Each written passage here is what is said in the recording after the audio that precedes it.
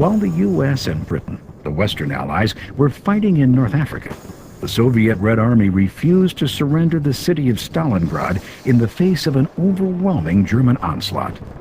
In November 1942, the Soviets launched a heroic counterattack. The violent struggle lasted for 2 months. As the bitter winter set in, the German army faced frostbite, lice, starvation, and defeat. The epic Battle of Stalingrad devastated the city and left over 1 million Russians dead.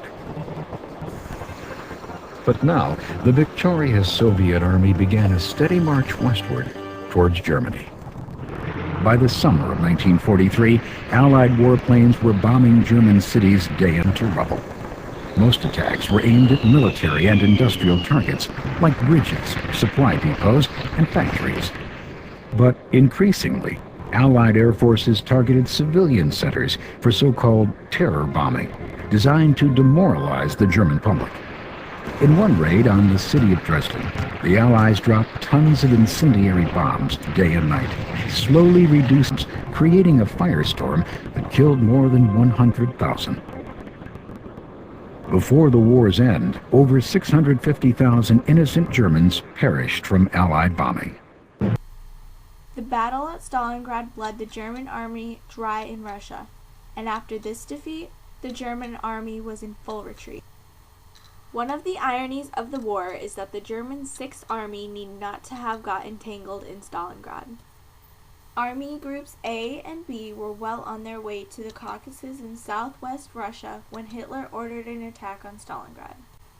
From a strategic point of view, it would have been unwise to have left a major city unconquered in your rear as you advanced.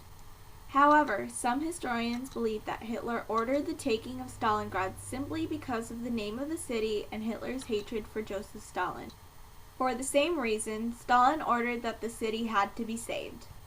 The battle for the city descended into one of the most brutal in World War II. Individual streets were fought over using hand-to-hand combat. The Germans took a great deal of the city, but they failed to fully assert their authority.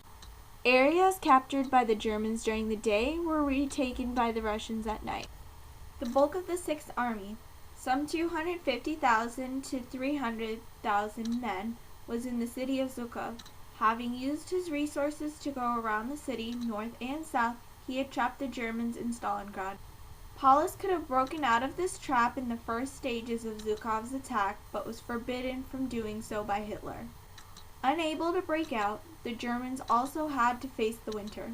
Temperatures dropped to well below zero, and food, ammunition, and heat were in short supply. Hitler ordered that Paulus should fight to the last bullet, and to encourage Paulus, he promoted him to field marshal. However, by the end of January 1943, the Germans could do nothing else but surrender. Paulus surrendered the army in the southern sector on January 31st, while General Schreck surrendered the northern group on February 2nd, 1943. Why was this battle so important?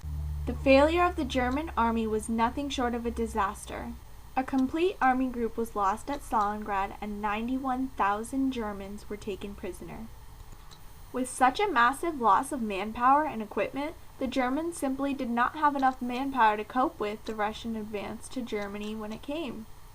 Despite resistance in parts such as Kursk, they were in retreat on the Eastern Front from February 1943 on. In his fury, Hitler ordered a day's national mourning in Germany, not for the men lost at battle, but for the shame von Paulus had brought on the Wehrmacht and Germany.